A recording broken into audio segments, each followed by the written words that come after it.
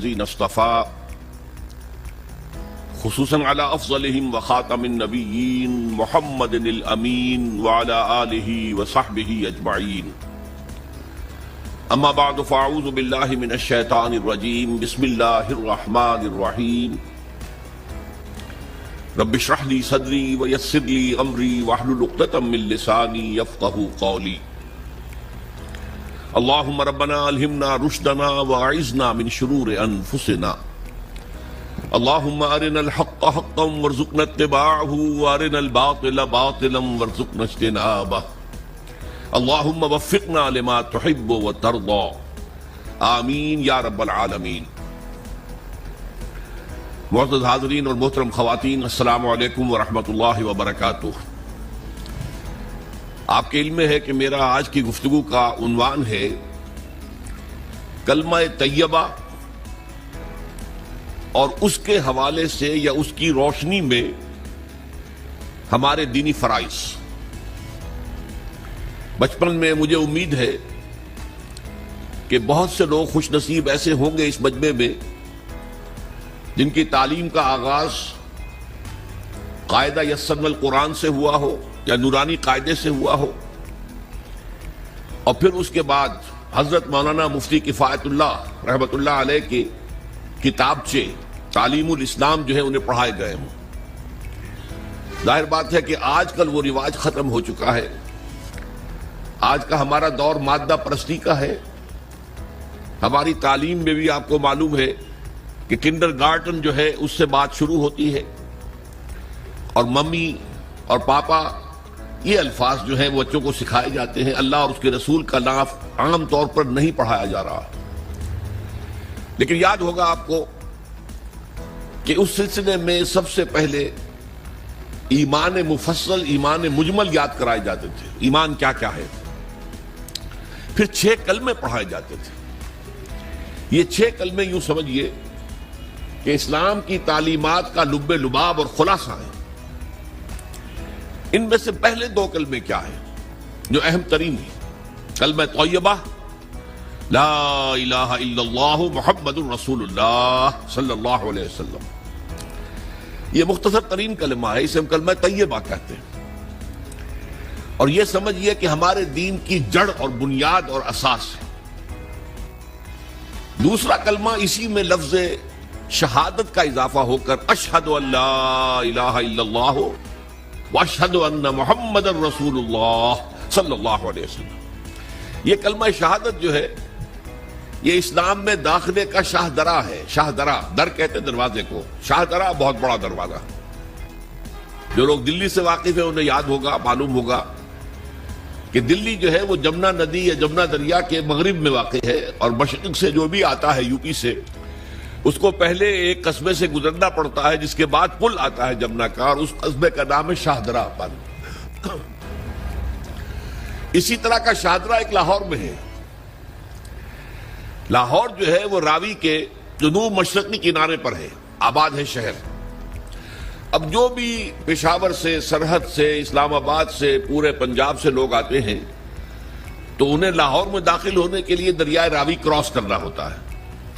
لہذا وہاں بھی ایک قصبہ ہے جس کا نام شاہدرہ ہے. شاہدرہ یہ بڑا در ہے کہ جس سے داخل ہو کر آپ دلی میں یا لاہور میں داخل ہوں گے. اسی طرح میں نے عرض کیا کہ اسلام میں داخلے کے لیے شاہدرہ جو ہے وہ ہے اشہد ان لا الہ الا اللہ واشہد ان محمد رسول اللہ صلی اللہ علیہ وسلم. آج میں انہی 2 کے حوالے سے آپ کے سامنے کچھ باتیں رکھ رہا ہوں. باتیں بالکل بنیادی ہیں اور میں سمجھتا ہوں کہ آپ کے ذہنوں کے اندر موجود ہیں. صرف یہ ہے کہ آپ نے شاید زیادہ کبھی شعوری طور پر توجہ نہ دی ہو اور ان کے بارے میں کہیں گہرا غور و فکر نہ کیا ہو. دیکھیے پہلا جز کیا ہے؟ لا الہ الا اللہ.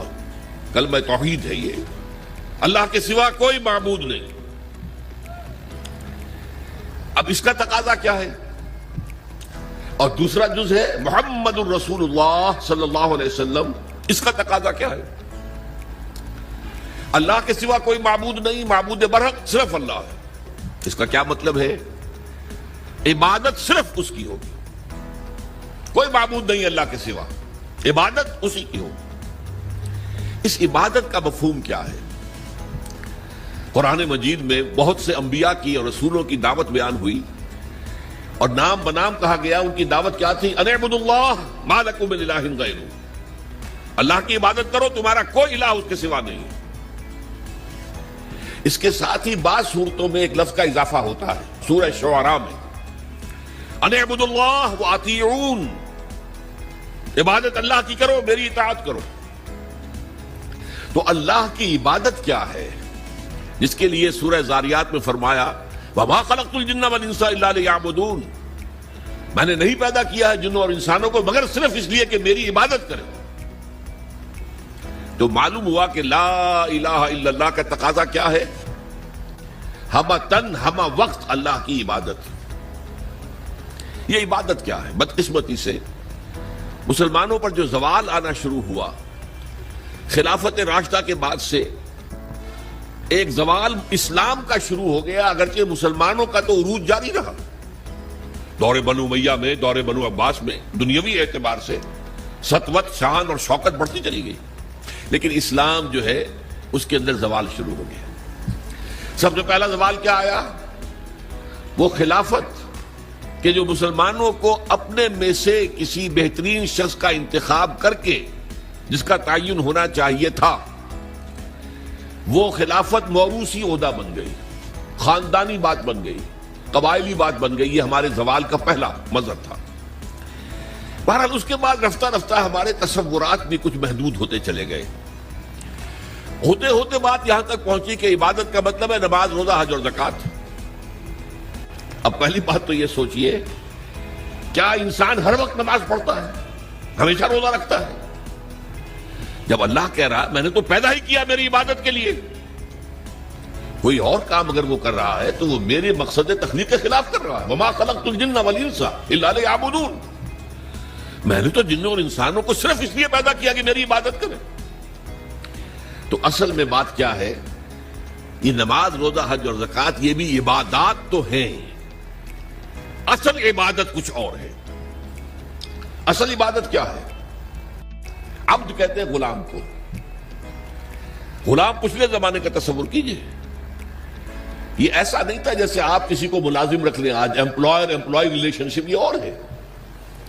آپ نے کسی کو ملازم رکھا ہے، فرض کیجئے دہاڑی پر رکھا ہے، وہ 8 گھنٹے کام کرے گا، پھر چھٹی کرے گا.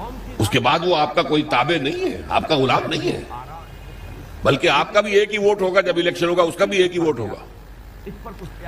تو اصل میں غلام جو ہوتا تھا وہ ہمہ وقت، ہمہ تن، ہمہ جہد، ہمہ وجوہ بندگی کرتا تھا، اطاعت کرتا تھا. ملازم کہہ سکتا تھا کہ میرے تو اوقات ختم ہو گئے. آپ نے کسی کو رکھا خانسامہ کی حیثیت سے، اور فرض کیجئے ابھی فلش سسٹم نہیں آیا تھا تو بیت الخلاء جو ہے آپ جس طرح کے ہوتے تھے سب کو یاد ہے.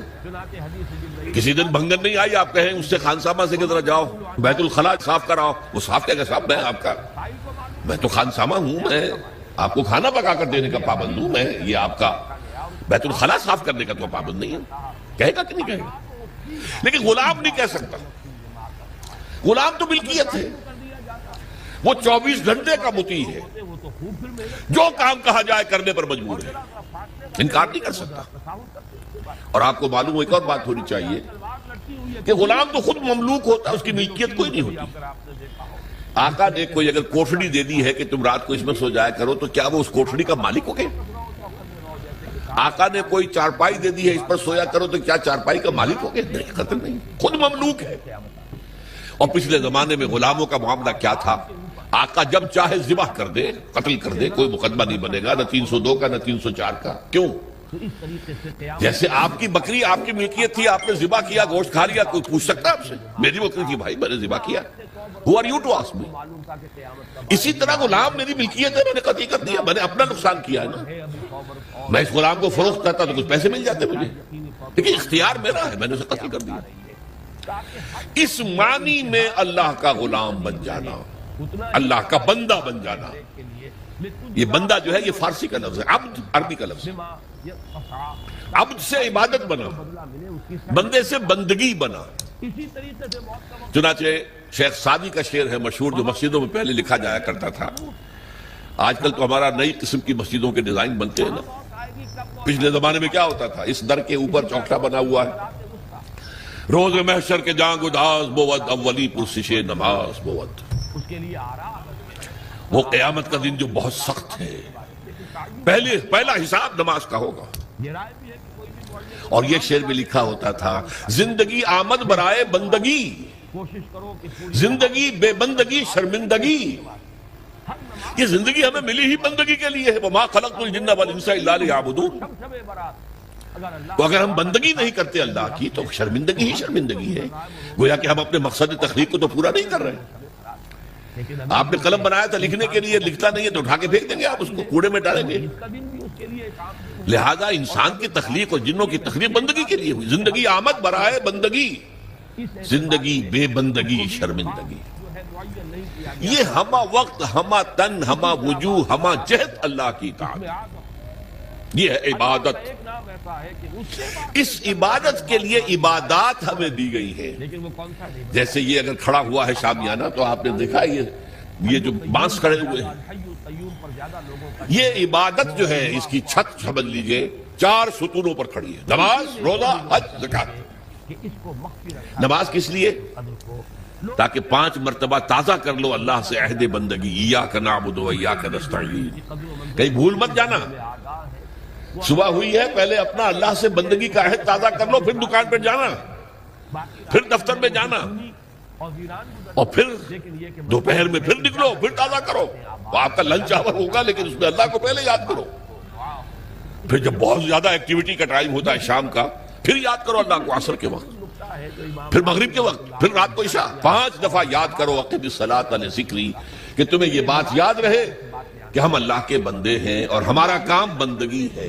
ہما تن، ہما وجوہ، ہما وقت اللہ کی عبادت.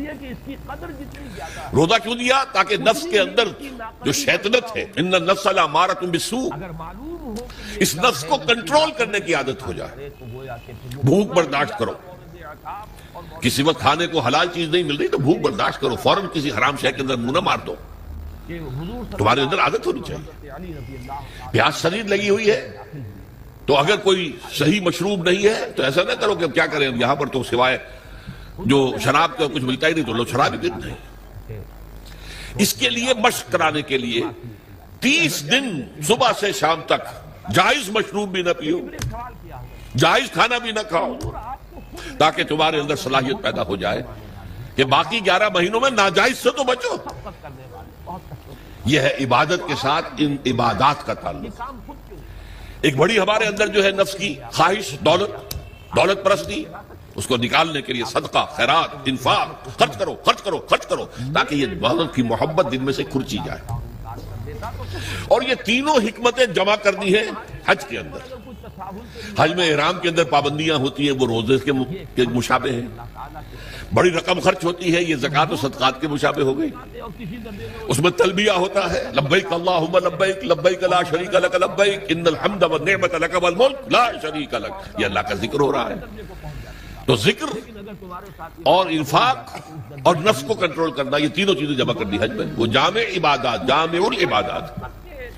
لیکن ان عبادتوں کے اوپر چھت آئے گی اسلام کی پوری، ہما جہد، ہما وقت اللہ کی بندگی، اللہ کی اطاعت. یہ جو عبادت ہے، ایک بات اور نوٹ کر لیجئے، یہ عبادت جو ہے زبردستی بھی دنیا میں کرائی جاتی رہی. مثلا بنی اسرائیل پر فرعون مسلط تھا، اپنے احکام منواتا تھا کہ نہیں؟ ہم پر انگریز حاکم تھا، اپنا قانون نافذ کرتا تھا کہ نہیں؟ تم اپنے قانون رکھو گھروں میں. تمہارے کتاب میں لکھا چور کے ہاتھ کاٹو، ہم نہیں کاٹیں گے. تمہاری سنت ہے رسول کی، شادی شدہ ہو زانی یا زانیہ اس کو رجم کرو، غیر شادی شدہ 100 کوڑے لگاؤ اور اعلان برسر عام لگاؤ. جاؤ رکھو اپنے گھر میں، آیتیں پڑھ لیا کرو، ثواب لے لیا کرو. یہاں تو ہمارا قانون چلے گا. اور ہم اطاعت کرتے تھے کہ نہیں؟ یہ اطاعت جو ہے یہ فورس تھی، زبردستی کی تھی، جبر کے ساتھ تھی. اس کو عبادت نہیں کہیں گے. عبادت وہ اطاعت ہے اللہ کی اور اس کے رسول کی جو اپنی دلی آمادگی سے کی جائے، اللہ اور اس کے رسول کی محبت میں سرشار ہو کر کی جائے۔ یہ ڈائمنشن جو ہے عبادت کی کہ محبت اس کا جزو لازم ہے۔ اللہ لا ایمان لمن لا محبت له، دیکھو جس کے اندر محبت نہیں ہے اللہ کے اس کے رسول کی، اس کا کوئی ایمان نہیں۔ اللہ کا عشق، اللہ کے رسول کا عشق، اس سے سرشار ہو کر اللہ کی اطاعت، اللہ کے رسول کی اطاعت پوری زندگی میں، یہ عبادت ہے۔ اور اس میں نوٹ کیجئے، اس عبادت میں اللہ کی اطاعت بھی ہے، رسول کی اطاعت بھی ہے۔ نماز آپ پڑھتے ہیں کیسے پڑھتے ہیں؟ جیسے رسول نے سکھائی صلی اللہ علیہ وسلم، صلو کما رأیتمونی اصلی، نماز ایسے پڑھو جیسے مجھے دیکھتے ہو کہ میں پڑھتا ہوں۔ صحابہ نے حضور کو دیکھا، تابعین نے صحابہ کو دیکھا، تابعین نے تابعین کو دیکھا، یہ نسل بعد نسل۔ تو نظام جو بنتا ہے عبادت کا، اس میں اللہ کی اطاعت بھی ہے اور اللہ کے رسول کی اطاعت، اطیعوا اللہ واطیعوا الرسول، بار بار قرآن میں آتا ہے، بار بار آتا ہے۔ اور میں نے آپ کو بتایا کہ بہت سے رسولوں کی دعوت تو آئی ان اعبدوا اللہ ما لکم من الہ غیرہ، لیکن اسی کو دوسری جگہ پر بیان کیا گیا ان اعبدوا اللہ واطیعون، اللہ کی عبادت کرو، میری اطاعت کرو۔ تو ہمہ تن، ہمہ وقت، ہمہ وجوہ اللہ کی بندگی، اللہ کی اطاعت رسول کے طریقے پر، یہ ہے عبادت۔ اس کے لیے ہمیں پیدا کیا گیا۔ اب اس میں ابھی تک کی جو باتیں تھیں وہ تو ذرا میٹھی تھی، ذرا کڑوی بات بھی آ جائے۔ اگر جزوی اطاعت ہوگی تو وہ اللہ کے ہاں قبول نہیں ہے، وہ منہ پر دے ماری جاتی ہے۔ آپ کہیں نماز کا حکم اللہ نے دیا ہے، یہ میں پڑھتا ہوں اور اسی طرح پڑھتا ہوں جیسے کہ حضور پڑھتے تھے، ٹھیک ہے بھائی، لیکن اللہ نے سود کو حرام کیا ہے، بھائی یہ تو مجبوری ہے میری، میں کیا کروں، اس کے بغیر تو کاروبار چلتا نہیں۔ یہ معاملہ اب بہت مخدوش ہو گیا۔ اللہ کے بعض احکام کو ماننا اور بعض کو پاؤں تلے رون دینا، اس پر جو غضب اللہ تعالیٰ کا اس کو سمجھ لیجئے۔ سورہ بقرہ کی آیت نمبر 85، افتؤمنون ببعض الکتاب وتکفرون ببعض، کیا تم ہماری کتاب اور ہماری شریعت اور ہمارے قانون اور ہمارے احکام کے ایک حصے کو مانتے اور ایک دوسرے کو نہیں مانتے؟ فما جزاء من يفعل ذلك منکم، تو کوئی سزا نہیں ہے اس کی جو یہ طرز عمل اختیار کریں گے۔ اللہ کی اطاعت جزوی، یہ مانیں گے یہ نہیں مان سکتے، یہ کریں گے یہ نہیں کر سکتے۔ فما جزاء من يفعل ذلك منکم الا خزي في الحیاۃ الدنیا، اس کی سزا اس کے سوا کچھ نہیں کہ دنیا کی زندگی میں تو ذلیل اور خوار اور رسوا کر دیے جائے۔ وَيَوْمَ الْقِيَامَةِ يُرَدُّونَ فِي أَشَدِّ الْعَذَابِ، يُرَدُّونَ إِلَىٰ أَشَدِّ الْعَذَابِ، اور قیامت کے دن شدید ترین عذاب میں جھونک دیے جائے۔ دیکھیے یہ میرا قول نہیں، میں تو اللہ کی بات بتا رہا ہوں۔ پہلا حصہ آج پوری دنیا میں ہمیں نظر آ رہا ہے، ہم ذلیل و خوار ہیں۔ شاعر کہتے رہے ہیں آج کیوں ذلیل کے کل تک نہ تھی پسند، گستاخی فرشتہ ہماری جناب میں۔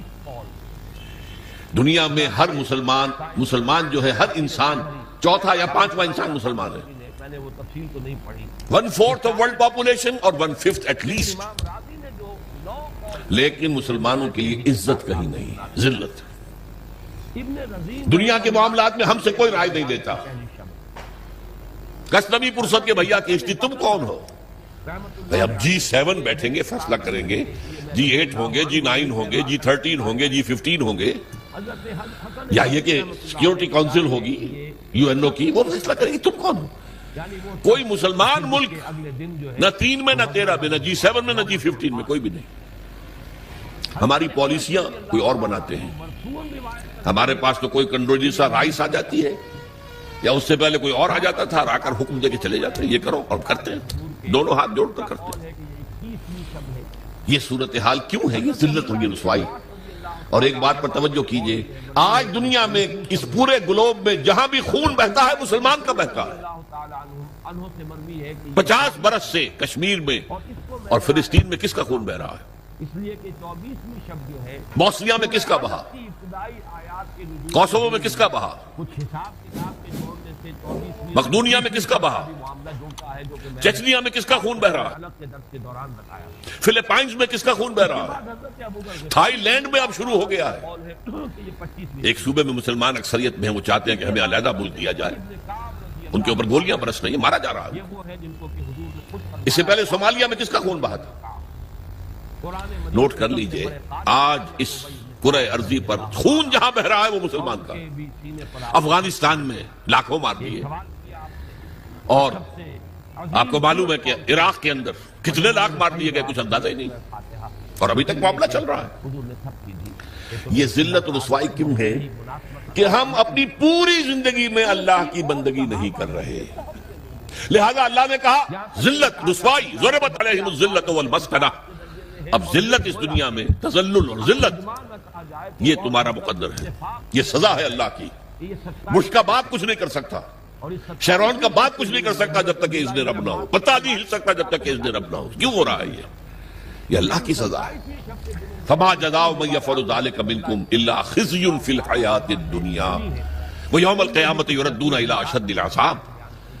جو لوگ بھی یہ روش اختیار کریں کہ دین کا ایک حصہ قبول سر آنکھوں پر اور ایک حصہ پاؤں تلے، ان کی سزا اس کے سوا کچھ نہیں کہ دنیا کی زندگی میں ذلیل و خوار کر دیے جائے، اور آخرت کی زندگی میں قیامت کے دن شدید ترین عذاب میں جھونک دیے جائے۔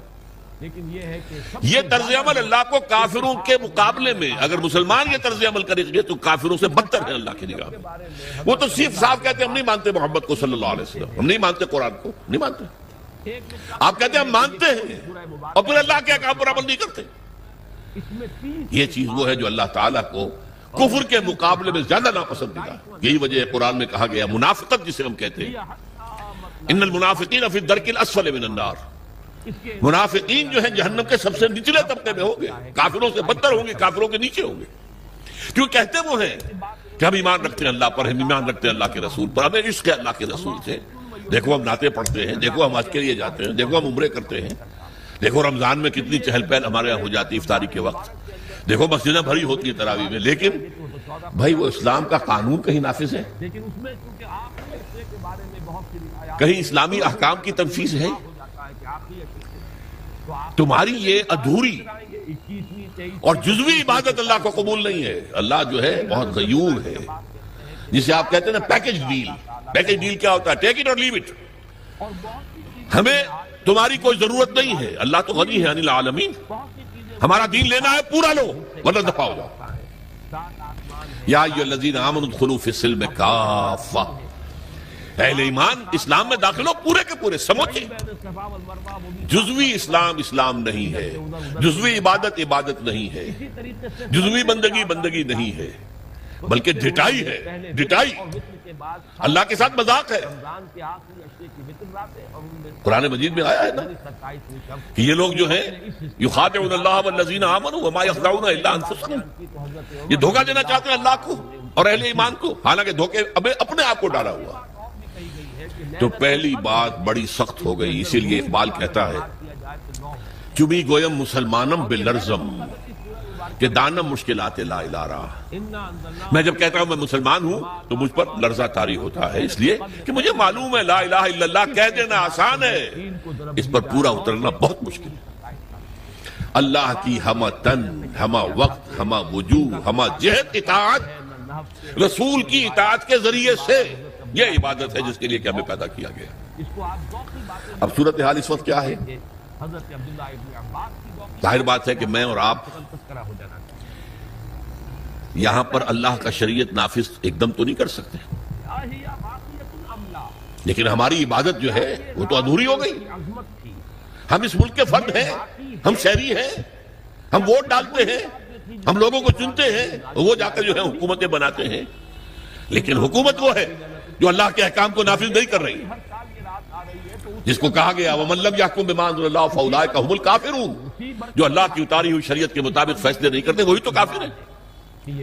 تم نے کسے کافر سمجھا ہے؟ بتوں سے تجھ کو امید ہے، خدا سے نو امیدی، مجھے بتا تو صحیح اور کافری کیا ہے؟ کافری تو یہی ہے وَمَن لَّمْ يَحْكُم بِمَا أَنزَلَ اللَّهُ فَأُولَٰئِكَ هُمُ الْفَاسِقُونَ وَمَن لَّمْ يَحْكُم بِمَا أَنزَلَ اللَّهُ فَأُولَٰئِكَ هُمُ الظَّالِمُونَ۔ یہ تین فتوے ہیں مفتی اعظم، اللہ سے بڑا مفتی تو کوئی نہیں، اور تین فتوے اس کے ہیں یہ جو اللہ کی اتاری ہوئی شریعت کے مطابق فیصلے نہیں کرتے وہی تو کافر ہیں، وہی تو مشرک ہیں، وہی تو فاسق ہیں، باغی۔ یہ سورہ مائدہ کے 7ویں رکوع کے اندر یہ تینوں فتوے موجود ہیں۔ اب کیا کریں؟ ہمارا پورا معاشی نظام سود پر مبنی، انٹرسٹ بیس کیپیٹلسٹک سسٹم، یہودیوں کا ایجاد کردہ نظام بینکنگ آج پوری دنیا میں۔ اب ہم بھی اس کے اندر زیادہ سے زیادہ آپ یہی کر سکیں گے نا کہ براہ راست ملوث نہ ہو، نہ آپ بینک سے قرضہ لیں سود پر، نہ بینک میں رقم رکھیں اور سود لینے کے لیے. یہ تو کر سکتے ہیں آپ، یہ بھی آپ نہیں کرتے تو آپ مجرم ہیں. لیکن یہ ہے کہ آپ اپنی معیشت سے سود کو خارج تو نہیں کر سکتے. حضور نے فرمایا ایک زمانہ آئے گا کہ لوگ اگر سود کھائیں گے نہیں تب بھی سود کا دخان، دھواں اور سود کا غبار، گردہ ان کے اندر جائے گا لازماً. کیوں؟ گندم کا ایک دانہ آپ کھاتے ہیں، اس کے لیے بیج خریدا گیا تھا سودی قرضے پہ، اس کے لیے فرٹیلائز خریدے گئے سودی قرضے پہ، پیسٹی سائیڈ خریدے گئے سودی قرضے پر، اس کے لیے جو ٹریکٹر خریدا گیا سودی قرضے پر، فصل کاٹنے کے لیے ہارویسٹر لیا گیا سودی قرضے پر. تو ایک ایک دانے میں سود ہے. کیا کریں گے آپ؟ کھائیں گے، آپ کے اندر جائے گا. اور حضور نے دو الفاظ ایسے استعمال کیے، دخان یا غبار. کبھی کبھی آپ کو معلوم ہے کہ فضا میں ایک گردہ سا چھا جاتا ہے پوری فضا میں. اب آپ کیا کریں گے؟ سانس لینا بند کر دیں گے؟ سانس لیں گے تو مریں گے، بند کر دیں گے تو مریں گے. لہذا وہ گردہ آپ کے اندر، آپ کے پھیپھڑوں میں جائے گا، لامحال، آپ کو اختیار تو کوئی نہیں. اور دھواں، کہیں آپ کے گھر کے اندر آگ لگ گئی ہے، کسی ہوٹل میں آپ ہیں وہاں آگ لگ گئی ہے، دھواں، کیا کریں گے آپ؟ سانس لینا بند کر دیں گے؟ سانس تو لیں گے جینے کے لیے، دھواں اندر جائے گا کہ نہیں؟ تو براہ راست کوئی شخص سود کھائے نہ کھائے، اس کا غبار یا اس کا دخان، اس کا دھواں لازماً اس کے اندر جائے گا. تو اب کیا کریں؟ جب تک پورے دین کو قائم نہ کیا جائے اس وقت تک ہماری بندگی جزوی بندگی ہے، ہماری عبادت جزوی عبادت ہے. اس گناہ کا کیا کفارہ ہے؟ دیکھیے پچھلے زمانے میں، آج کل تو کنویں ہیں نہیں، کنویں میں کوئی بلی گر گئی، کوئی کتا گر گیا، اب اس کی لاش نکالتے تھے اور ساتھ ہی کتنے ڈول پانی نکالیں گے تو اب یہ پاک ہوگا. ہاں کہ نہیں؟ میرے اندر اگر گناہ جا رہا ہے، دھواں جا رہا ہے سود کا، میں سانس لے رہا ہوں اس فضا میں جس میں اللہ کا دین قائم نہیں ہے، تو میرے اندر گناہ جا رہا ہے، گناہ جا رہا ہے، گناہ جا رہا ہے. اس کا کفارہ کیا ہوگا؟ اس کو صفائی کیسے کریں گے؟ تن من دھن لگا دو اللہ کے دین کو قائم کرنے کے لیے.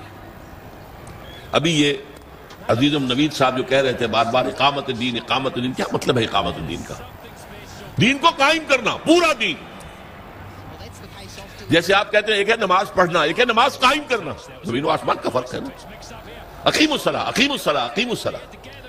یہ قیام جو ہے نماز کا نظام کا، اس کے لیے مسجدیں تعمیر ہوتی ہیں، اس کے لیے امام اور خطیب رکھے جاتے ہیں، وہاں پر بر وقت جماعت ہوتی ہے، ایک امام کے پیچھے کھڑے ہو کر ہم نمازیں پڑھتے ہیں. یہ نماز کا نظام ہے. اسی طریقے سے دین کا نظام، اقیم الدین، دین کو قائم کرو. اور اسی کو کہا وَيَكُونَ الدِّينُ كُلُّهُ لِلَّهِ، دین پورا کا پورا اللہ کا ہو جائے. فوجداری قوانین بھی اسی کے ہوں، دیوانی قوانین بھی اسی کے ہوں، وراثت کا قانون بھی اسی کا ہو، سود کو جڑ سے نکال کے پھینکا جائے، بیع و شرع کی جو حرام شکلیں ہیں ان کو ختم کیا جائے، جوئے کا خاتمہ کیا جائے، بے پردگی بے حیائی کا خاتمہ کیا جائے. یہ سارا کام اگر آپ کریں تو اس میں جو تن لگے گا، جو من لگے گا، جو آپ کا دھن لگے گا، جو آپ کا وقت لگے گا، یہ کفارہ ہے کہ جزوی بندگی کی وجہ سے جو گناہ ہو رہا ہے اس کا کفارہ ہو جائے. اگر آپ یہ نہیں کرتے تو اس کا مطلب یہ کہ آپ بھی اسی نظام کے حامی ہیں.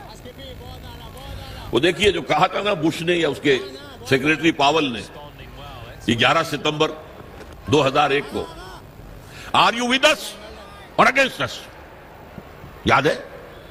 اور ہمارا کمانڈو صدر اور وہ پتاشے کی طرح بیٹھ گیا تھا آپ کے ساتھ. جی اللہ بھی یہ کہتا ہے تم میرے ساتھ ہو یا میرے خلاف ہو، نو گرے ایریا ان بٹوین، یا میرے ساتھ ہو، میرے وفادار ہو. تو جتنے دین پر عمل کر سکتے ہو اتنے پر تو کرو نا. نمبر 1، آخر سود سے، غبار سے نہیں بچ سکتے، براہ راست تو سود سے بچو. نہ سود پہ رقم رکھ کر کھاؤ اور نہ سود پر رقم لے کر اپنا کاروبار بڑھاؤ، اپنی بلڈنگیں جو ہیں اور اونچی کرو. نہیں، یہ تو کر سکتے ہو نا. پردہ تو اپنے گھر میں راج کر سکتے ہو کہ نہیں؟ اللہ کا شکر ہے ابھی پاکستان میں تو کوئی ایسا ڈکٹیٹر نہیں آیا. اگر کچھ زیادہ وقت مل گیا ہماری شامت اعمال سے اس شخص پرویز مشرف کو تو شاید وہ وقت بھی آ جائے کہ پردے پر پابندی کر دی جائے، کوئی عورت برقع نہیں پہنے گی. ہو چکا ہے. دنیا میں محسن ممالک میں ہوا، مصطفیٰ کمال پاشا جو آئیڈیل ہے اس کا، اس نے یہی تو کیا تھا، پردہ ختم، انگریزی لباس پہننا لازم، عربی میں نہیں اذان دے سکتے ہو نہ نماز پڑھ سکتے، ترکی زبان میں نماز پڑھو، ترکی زبان میں اذان، یہ سارا کمال عطا ترک نے کیا تھا، اور اس نے آتے ہی کہا تھا کہ میرا آئیڈیل وہ ہے۔ یہ تو اللہ کو معلوم ہے کل کیا ہونا ہے، بڑے بڑے جبار اور بڑے بڑے طاقتور لوگ آئے ہیں، اور آج نسیم منسیاں ہیں، کہاں گیا وہ فیلڈ مارشل ایوب خان، کہاں گیا وہ یحییٰ خان، کہاں گیا بھٹو، کہاں گیا ضیاء الحق، تو بڑے بڑے تنتنے والے بڑے بڑے دبدبے والے لوگ آئے ہیں، وہ سب نسیم منسیاں ہو گئے۔ تو میں نہیں کہہ سکتا کہ اس کے لیے ابھی کتنے دن ہیں، اللہ تعالیٰ کی طرف سے اگر مہلت اسے ملے گی تو ہماری شامت اعمال کی وجہ سے ملے گی، اس لیے کہ حضور نے فرمایا ہے، کس قدر پیاری حدیث سے یاد آ گئی، اعمالکم اموالکم، تمہارے اپنے عمل تم پر حاکم ہو جاتے ہیں، تم خود بے ایمانی کرتے ہو تو بے ایمانی تمہارے حاکم ہوں گے، تم خود سودی لین دین میں ملوث ہو تو سود کا نظام ہی تمہارے اوپر رہے گا، اعمالکم اموالکم۔ اور ایک اور حدیث میں آیا ہے، کما تکونون کذالک یؤمر علیکم، جیسے تم خود ہوگے ویسے تمہارے حکمران جو ہے وہ حاکم بنا دیے جائیں۔ اسی لیے جو نوید صاحب کہہ رہے تھے، پہلے اپنے آپ کو بدلو، ان اللہ لا یغیر ما بقوم حتی یغیروا ما بانفسہم، خدا نے آج تک اس قوم کی حالت نہیں بدلی، نہ ہو جس کو خیال آپ اپنی حالت کے بدلنے کا۔ اس کے لیے کیا طریقہ کار ہوگا وہ میں بعد میں عرض کروں گا۔ ابھی میں نے 2 نقطے بتائے، لا الہ الا اللہ کا تقاضا کیا ہے، اللہ کی ہمتن، ہمہ وقت، ہمہ وجوہ، ہمہ جہت، اطاعت رسول کے ذریعے، اسی کا نام عبادت ہے۔ اسی کے لیے اللہ فرماتا ہے کہ جنوں اور انسانوں کو میں نے پیدا کیا۔ جیسے میں نے کہا تھا نماز تو ہر وقت نہیں پڑھتے آپ، جو پابندی سے پڑھتا ہے وہ بھی 2-2.5 گھنٹے ہی 24 گھنٹے میں لگتے ہوں گے نا اس کے نماز میں، باقی 21.5 گھنٹے کیا کرے گا، عبادت کرے گا، یعنی جو کام کرے گا شریعت کے دائرے میں کرے گا، یہی عبادت ہو رہی ہے۔ کمائی کرے گا حلال ذریعے سے کرے گا، کھانا کھائے گا حلال کھائے گا، یہ پوری زندگی کے تمام کام عبادت ہیں اگر اللہ کے قانون کے مطابق کیے جائیں، یہی بغاوت ہے اگر اللہ کے قانون کے خلاف کیے جائیں۔ اور دوسری بات میں نے آپ کو بتائی، یہ عبادت جزوی اللہ کو قبول نہیں ہے، بلکہ جزوی عبادت وہ تو منہ پر دے ماری جائے گی، جاؤ دفع ہو جاؤ، ٹیک اٹ اور لیو اٹ، یا ہمارا دین قبول کرو یا چھوڑ دو۔ اس کا جزوی معاملہ نہیں ہو سکتا، 50% مانتے ہیں یا 30% یا 33%، چلو 33% پہ پاس ہو جاتے ہیں نا بچے، ہمیں بھی 33% پہ پاس کر دو، اللہ کے ہاں یہ بات نہیں ہے، ٹیک اٹ اور لیو اٹ۔ اور اس کا عبادت کا حق صحیح معنی میں کب ادا ہوگا، جب پورا نظام اللہ تعالیٰ کے حکم کے مطابق قائم کر دیا جائے، تعزیرات ہوں، سزائیں ہوں اللہ کی شریعت کے مطابق ہوں، دولت کی تقسیم ہو معاشرے میں اللہ کے قانون کے مطابق ہو، اللہ کا نظام پوری زندگی کے اوپر غالب ہو جائے۔ اس کی جد و جہد اگر آپ کریں گے، اس کی کوشش کریں گے، اس میں تن من دھن لگائیں گے تو یہ اس گناہ کا کفارہ ہو جائے گا جو ایک باطل نظام کے تحت رہنے سے خود بخود ہمارے اندر جا رہا ہے، گناہ جا رہا ہے، سود جا رہا ہے، ہر سانس کے ساتھ کفر جا رہا ہے ہمارے اندر، وَمَن لَّمْ يَحْكُم بِمَا أَنزَلَ اللَّهُ فَأُولَٰئِكَ هُمُ الْكَافِرُونَ۔ تو یہ 2 باتیں واضح ہو گئی، لا الہ الا اللہ کا تقاضا کیا ہے اور اس کی تکمیل کب ہوتی ہے، جبکہ پورا نظام زندگی اللہ کے قانون کے مطابق قائم ہو جائے۔ اب آئیے محمد الرسول اللہ صلی اللہ علیہ وسلم، اس کا تقاضا کیا ہے؟ دیکھیے پہلی تو بات ہے اطاعت، رسول کی بھی اطاعت ہوگی، اطیعوا اللہ و اطیعوا الرسول، اطاعت کرو اللہ کی، اللہ کے رسول کی، لیکن اس کو میں نے شامل کر دیا عبادت کے اندر۔ اللہ کی اطاعت رسول کی اطاعت کے ذریعے سے ہوگی، اس کو بریکٹ کر دیا میں نے، اللہ کی اطاعت رسول کی اطاعت، یہ مل کر عبادت بن گئی۔ دوسرا اصل تقاضا کیا ہے بحیثیت امت، یہ سمجھ لیجیے آپ، رسول کس لیے بھیجے جاتے تھے؟ لوگوں کے سامنے اللہ کے دین کو پیش کرنا، دعوت دینا، تبلیغ کرنا اور کوشش کرنا کہ اللہ کا دین قائم ہو جائے، اس لیے آتے تھے نا۔ اب حضور پر رسالت اور نبوت ختم، انسان تو ختم نہیں ہو گئے، ان کو یہ دعوت کون دے گا؟ یہ ہے رسول کے امتی ہونے کی حیثیت سے ہمارا فرض،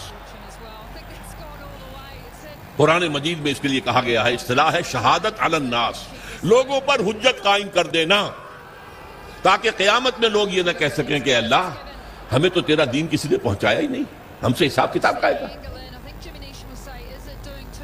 میری بات سمجھ لیجئے، اگر کوئی دین پہنچا دے، اس کا حق ادا کر دے، اب ان کے پاس کوئی عذر نہیں ہوگا۔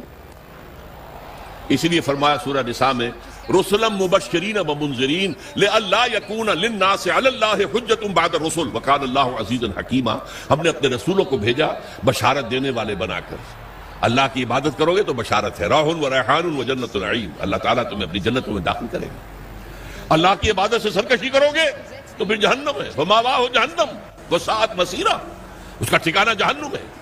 تو وہ بشیر بھی تھے، نذیر بھی تھے، لیکن حاصل کیا تھا لئلا یکون للناس علی اللہ حجۃ بعد الرسل، رسولوں کے آنے کے بعد لوگوں کے پاس کوئی عذر باقی نہ رہ جائے۔ اللہ ہمیں معلوم نہیں تھا، نہیں، ہر امت کے خلاف اس کا رسول کھڑا ہو کر گواہی دے گا پہلے قیامت کے دن، جسے آپ کہتے ہیں سرکاری گواہ، پروزیکیوشن وٹنس۔ اے اللہ تیرا جس پیغام آیا تھا میرے پاس، میں نے انہیں پہنچا دیا تھا، اب اگر انہوں نے عمل نہیں کیا تو یہ ذمہ دار ہے۔ They can't plead ignorance، یہ نہیں کہہ سکتے ہمیں تو بتایا ہی نہیں گیا، میں نے بتا دیا تھا۔ یہ ہے ان کے خلاف شہادت بڑھے گی کہ اب یہ ذمہ دار ہے۔ بہت سادہ سی بات آپ کو سمجھا دوں مثال سے، آپ اپنے کسی عزیز کو کوئی پیغام بھیجتے ہیں، کل شام تک یہ کام میرا ضرور کر دینا کر دینا کر دینا کر دینا ورنہ مجھے بہت نقصان ہو جائے گا۔ کسی آپ نے ایلچی کے ہاتھوں، پیغام بر کے ہاتھوں یہ پیغام بھیجا، وہ کام نہیں ہوا، آپ کا نقصان ہو گیا۔ اب آپ غصے میں بھرے ہوئے اپنے اس عزیز کے پاس گئے، میں نے تمہیں یہ پیغام بھیجا تھا، تم نے یہ کام نہیں کیا، میرے نقصان کا ذمہ دار کون ہے؟ تم ہو۔ اگر وہ یہ کہہ دے بھائی مجھے تو آپ کا پیغام کسی نے پہنچایا ہی نہیں، اب کوئی غصہ آپ کا رہ جائے گا اس کے خلاف؟ آپ پتاشے کی طرح بیٹھ جائیں گے نا، غصہ ختم۔ اب غصہ کس پر آئے گا؟ اس پیغامبر پر آؤ، بھلے آدمی تجھے میں نے پیغامبر بنایا تھا کہ پیغام پہنچانا، تم نے نہیں پہنچایا، میرے نقصان کے ذمہ دار تم ہو۔ تو یہ پیغام رسانی کا منصب کتنا نازک ہے، کتنا نازک ہے، کتنا نازک ہے۔ اگر آپ نے پیغام پہنچا دیا، آپ فارغ ہو گئے، بری ہو گئے، وہ ذمہ دار ہیں۔ اگر آپ نے نہیں پہنچایا تو آپ مجرم ہیں، وہ نہیں ہے۔ اسی لیے کہا گیا سورہ اعراف کے شروع میں فَلَنَسْأَلَنَّ الَّذِينَ أُرْسِلَ إِلَيْهِمْ وَلَنَسْأَلَنَّ الْمُرْسَلِينَ، ہم پوچھ کر رہیں گے ان سے بھی جن کے طرف ہم نے رسولوں کو بھیجا، اور ہم پوچھ کر رہیں گے رسولوں سے بھی۔ پہلے رسولوں سے کہا جائے تم نے پہنچا دیا تھا، اب وہ کہیں گے کھڑے ہو اللہ میں نے پہنچا دیا تھا، پھر کہیں گے اچھا اب تم بات کرو، تم نے پیغام میرا پہنچ گیا تھا، کتنا عمل کیا؟ یہی وجہ دیکھیے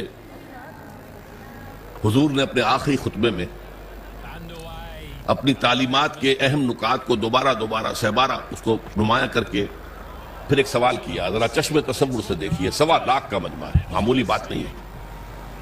آج بھی 20-30 لاکھ ہی ہوتے ہیں نا آدمی حج میں، 1.25 لاکھ، جبکہ شاید پورے عرب کی آبادی 2.5-3 لاکھ سے زیادہ نہیں ہوگی۔ 1.25 لاکھ آدمی جمع، 1,24,000۔ آپ نے خطبہ دیا، اور خطبے کی شان کیا تھی؟ ایک ایک لفظ 3 مرتبہ دہراتے تھے۔ لاؤڈ سپیکر تو تھا نہیں،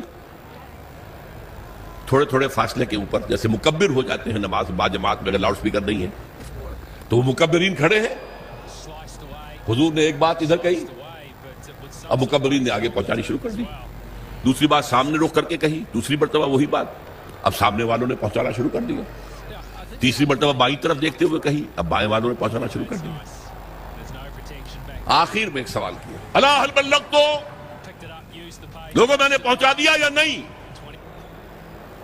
پورے مجمع نے کہا بیک آواز، انا نشہد انک قد بلغت رسالتا ونصحت الامتا وبلغت رسالتا وادیت الامانتا وکشفت الغمتا۔ اے نبی ہم گواہ ہیں، آپ نے حق تبلیغ ادا کر دیا، حق رسالت ادا کر دیا، ہماری خیر خواہی کا حق ادا کر دیا، اور کفر کے اور ضلالت کے پردے چاک کر دیے۔ 3 دفعہ کہا الا هل بلغت، اور جواب آیا انا نشہد انک قد بلغت رسالۃ وادیت الامانۃ ونصحت الامۃ وکشفت الغمۃ۔ پھر آپ نے انگلی اٹھائی آسمان کی طرف، انگشت شہادت، اور پھر لوگوں کی طرف، اللہم اشہد اللہم اشہد اللہم اشہد، اے اللہ تو بھی گواہ رہے۔ وہ بوجھ جو میرے کندھے پر آیا تھا، جس کے لیے سورہ مزمل میں کیا کہا گیا تھا، انا سنلقی علیک قولا ثقیلا، اے نبی بڑی بھاری بات آپ پر ڈالنے والے ہیں۔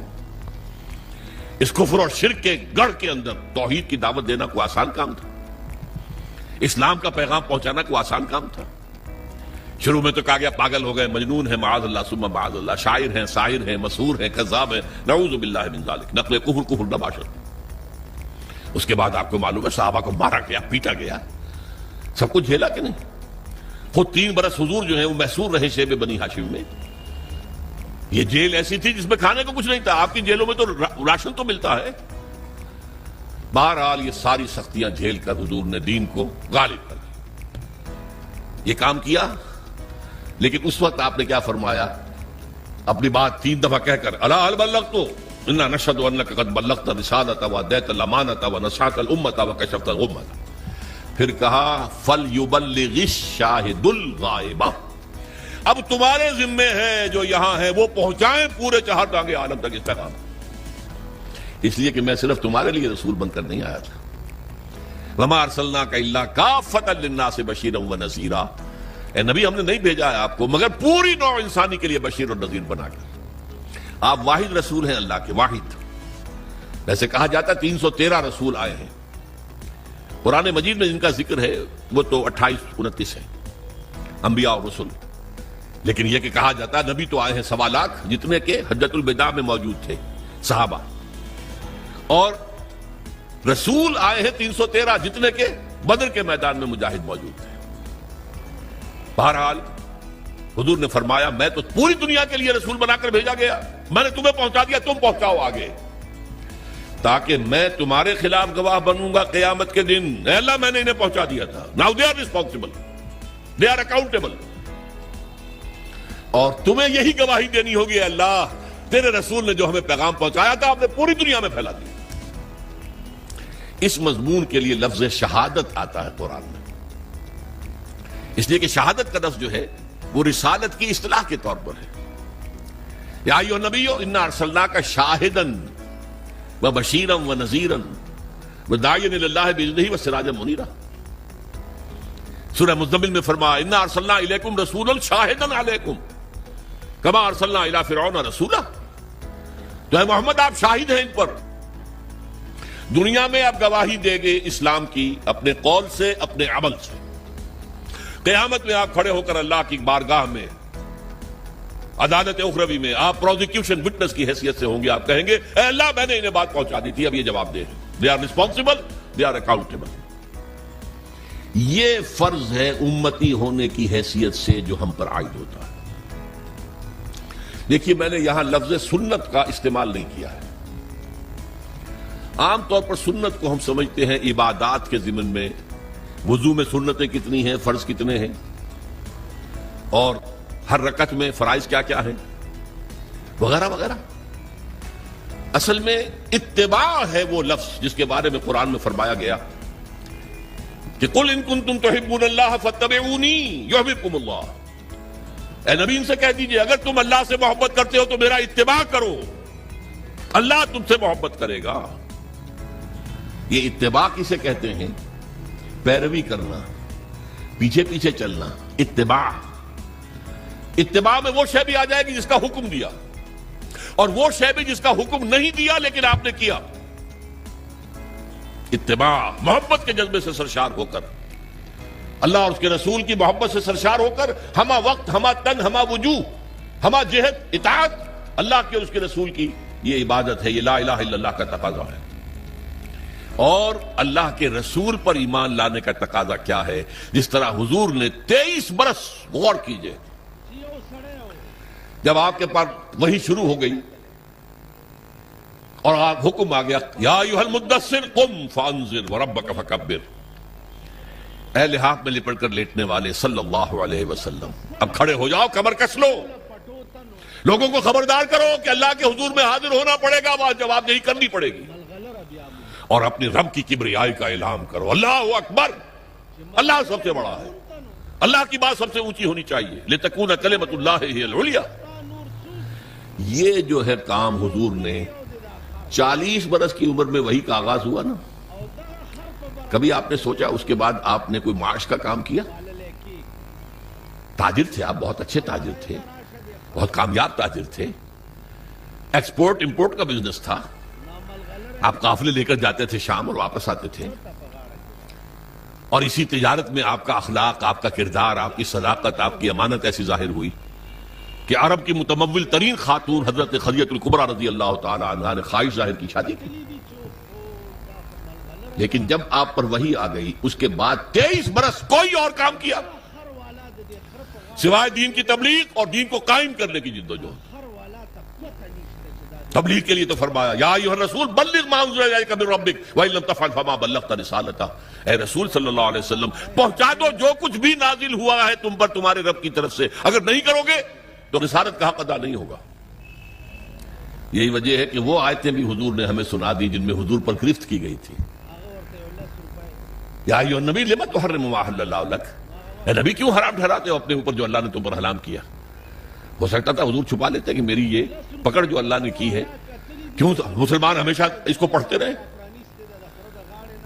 پکڑ آئی تھی کہ نہیں؟ عبس عبس اللہ جاءہ الأعمى، ماتھے پر تیوری ڈال لی، منہ موڑ لیا کہ ایک اندھا نابینا آیا تھا آپ کے پاس. وما يدريك لعله يزكى او يذكر فتنفعه الذكرى. اس کے لیے لفظ عتاب استعمال کیا حضور نے. عبداللہ ابن ام مکتوم کی شان میں یہ آیات نازل ہوئی ہیں.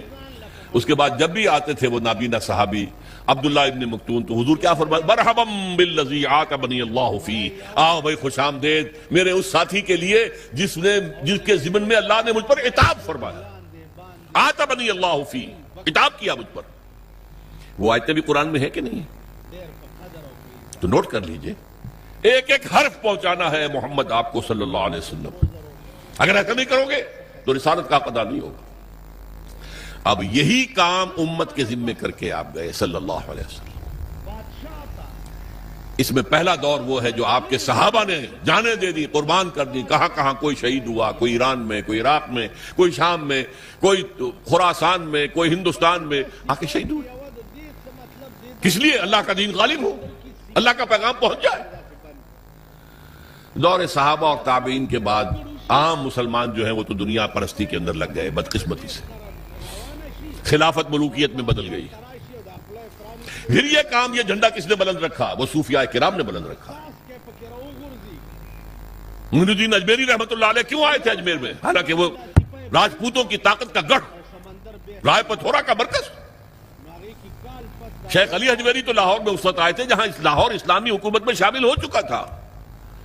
لیکن معین الدین اجمیری تو اس وقت آئے ہیں جبکہ یہ پورا راجستھان جو ہے راجپوتوں کی سرزمین، اور اس میں رائے پتھورا پرتھوی راج بہت سخت، بہت زبردست، اور وہاں جا کر بیٹھ گئے. 90,000 ہندو ان کے ہاتھ پر ایمان لائے. یہ ہمارے پنجاب کے جو دو بڑے بڑے قبیلے ہیں وٹو اور سیال، یہ دونوں قبیلے ان کے ہاتھ پر ایمان لائے. بلکہ یہ دونوں قبیلے تو ان کے پوتے شاگرد کے ہاتھ پر ایمان لائے. یعنی شیخ معین الدین اجمیری رحمت اللہ علیہ خواجہ معین الدین کے جو ان کے خلیفہ تھے، خواجہ بختیار کاکی رحمت اللہ علیہ ان کے خلیفہ تھے جو پاک پٹن میں دفن ہیں، بابا فرید گنج شکر رحمت اللہ علیہ، ان کے ہاتھ پر یہ دونوں قبیلے ایمان لائے. بہرحال یہ کام کیا ہے مسلمانوں نے. پہلے کیا ہے بحیثیت امت، بحیثیت قوم، بحیثیت حکومت. اللہ کے دین کو پھیلانا ہے، اللہ کا قانون نافذ کرنا ہے. کس لیے گئے تھے وہ؟ کیا وہ دنیا بنانے گئے تھے؟ شہادت ہے مطلوب و مقصود مومن، نہ مال غنیمت نہ کشور کشائی. پھر جب عام مسلمان اور بادشاہ جو ہمارے بن گئے وہ بھی عیش پرست ہو گئے، محل بنانے شروع کر دیے. جو دنیا میں اور عیاشیاں ہو کرتے تھے بادشاہ انہوں نے بھی شروع کر دی. تو پھر صوفیاء کرام نے وہ جھنڈا سنبھال لیا. ان کے ذریعے سے یہ دعوت پھیلی ہے. یہ عرب تاجر تھے، وہ اپنے حسن خلق کی بنیاد پر، یہ سارا جو ہندوستان کا مغربی ساحل ہے جسے مالابار کہتے ہیں آپ، یہاں سارا اسلام جو آیا عرب تاجروں کی وجہ سے آیا. پورا یہ ملک جو ہے انڈونیشیا، ملیشیا، یہ ملایا، سماٹرا، جاوا، یہ سارے یہ بھی عرب تاجروں کی وجہ سے ایمان لائے. وہاں کبھی چڑھائی نہیں کی گئی، کبھی وہاں تلوار نہیں اٹھی اسلام کے لیے، بلکہ عرب تاجروں کی تبلیغ سے اور ان کی خوش خلقی، ان کے جو کاروبار میں صداقت اور امانت کے عنصر دیکھے ایمان لے لوگ. بہرحال یہ جان لیجئے کہ اس کے بعد سے جبکہ یہ ادارہ بھی کم ہو گیا، کمزور ہو گیا، اب امت مسلمہ وہ کام سرے سے نہیں کر رہی۔ یہ وہ جرم ہے بحیثیت امت جو ہمیں کام کرنا چاہیے تھا۔ ہم امین ہیں قرآن کے، ہم امین ہیں اللہ کی شریعت کے، اور فخر کرتے ہیں ہم اس پر۔ سارے نبیوں سے افضل ہمارا نبی یقیناً ہے، لیکن اس افضل نبی صلی اللہ علیہ وسلم نے آپ پر کیا ذمہ داری ڈالی تھی؟ بلغوا انی ولو آیا، میرا کوئی ایک بھی امتی نہ رہ جائے جو قرآن کی تبلیغ نہ کرے، چاہے ایک ہی آیت آتی ہے ایک ہی آیت کی تبلیغ کرے۔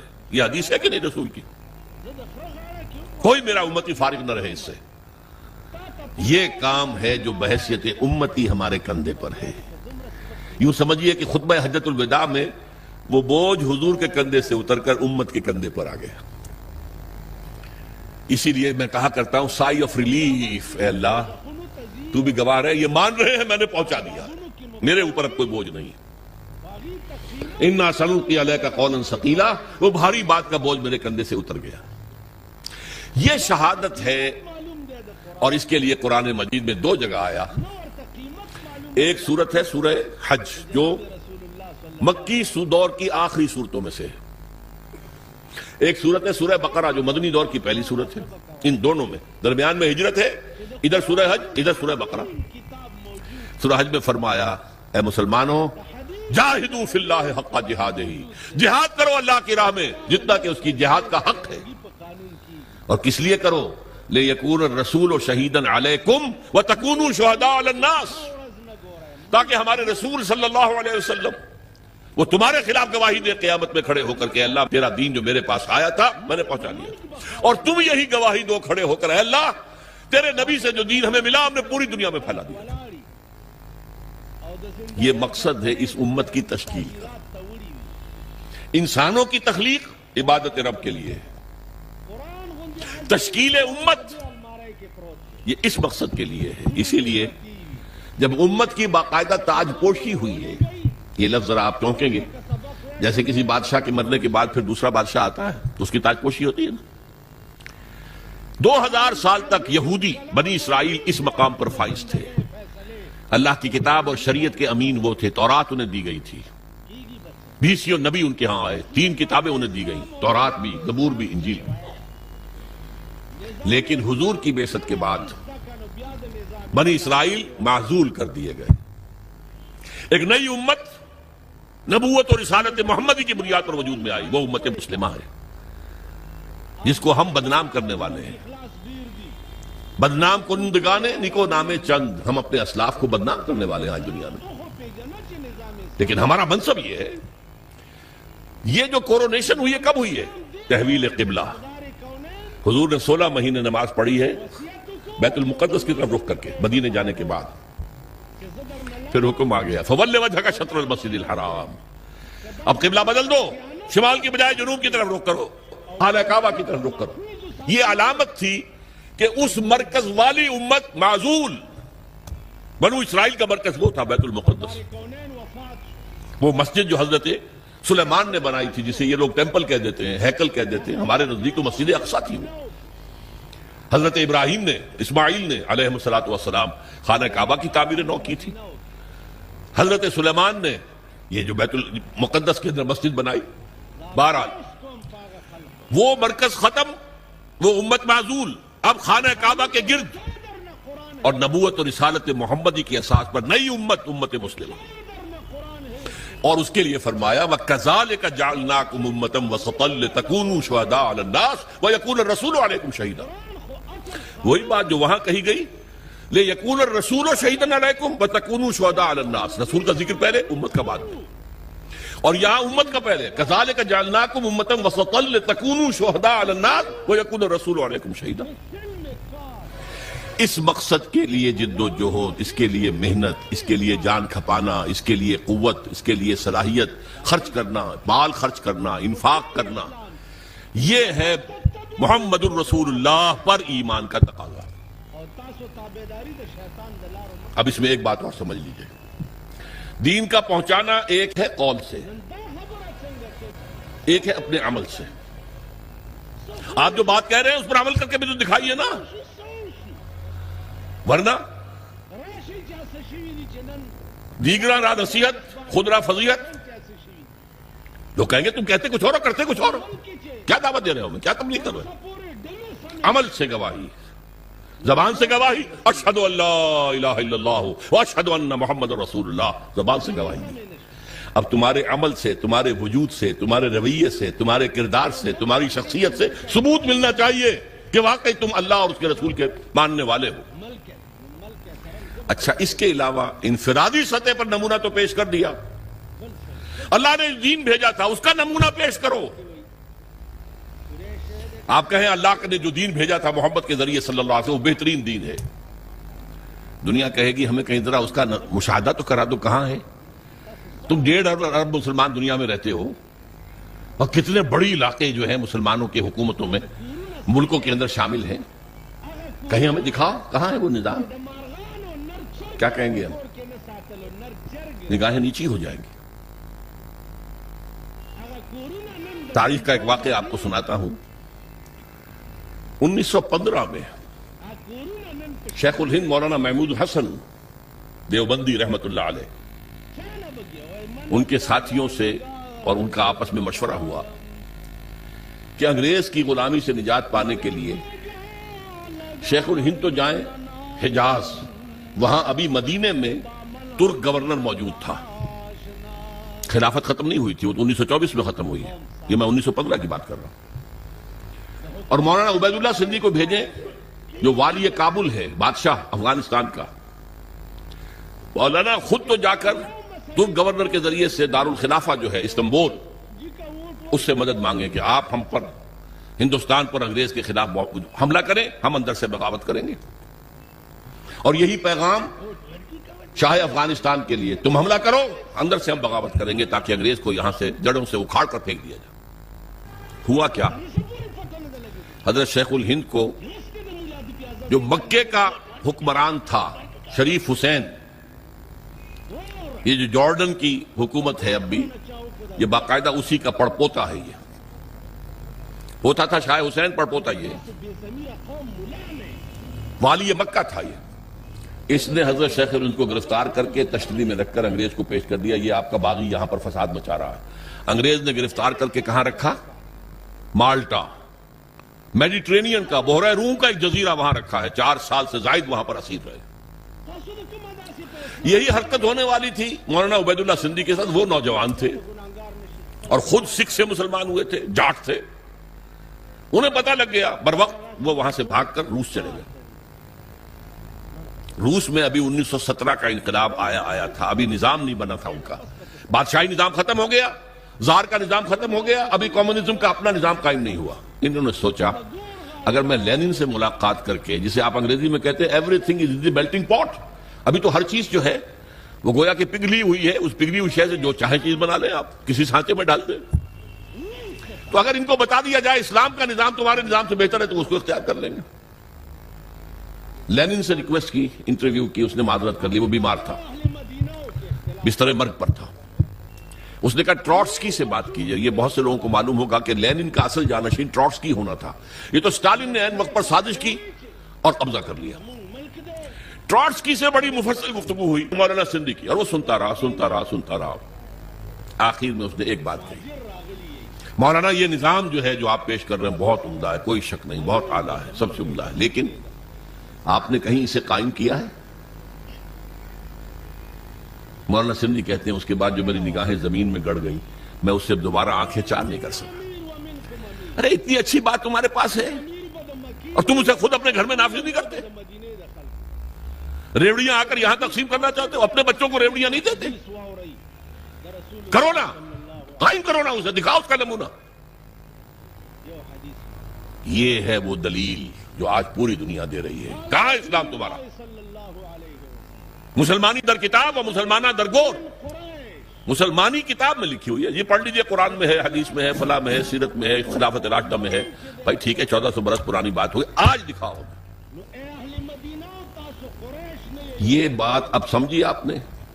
لا الہ الا اللہ کا تقاضا، اللہ کی بندگی ہمہ تن، ہمہ وجوہ، ہمہ وقت، ہمہ جہت، اطاعت اللہ، اطاعت رسول. اور یہ کب پورا ہوگا؟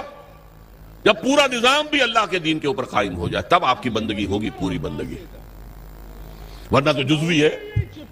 نمازیں ہم پڑھ رہے ہیں، روزے رکھ رہے ہیں، حج کر رہے ہیں، لیکن بھائی تم حاجی آئے ہو پاکستان سے، اتنی بڑی تعداد میں 1 لاکھ آ گئے ہو، تم نے اپنے ملک میں اسلام قائم کیا؟ قرآن مجید میں کہلوایا گیا ہے حضور سے، اہل کتاب سے آپ کہہ دیجئے اے نبی، قُلْ يَا أَهْلَ الْكِتَابِ لَسْتُمْ عَلَىٰ شَيْءٍ حَتَّىٰ تُقِيمُوا التَّوْرَاةَ وَالْإِنجِيلَ وَمَا أُنزِلَ إِلَيْكُم مِّن رَّبِّكُمْ. اے اہل کتاب، اے یہودیوں، اے نصرانیوں، تمہاری کوئی حیثیت اللہ کی نگاہ میں نہیں ہے جب تک کہ تورات اور انجیل کو قائم نہیں کرتے. You have no face to pray to us. ہم سے دعا کرتے ہو، کس بات کی دعا کرتے ہو؟ ہمارا دین، ہماری شریعت قائم کی ہے. یہی بات ہم سے ہے.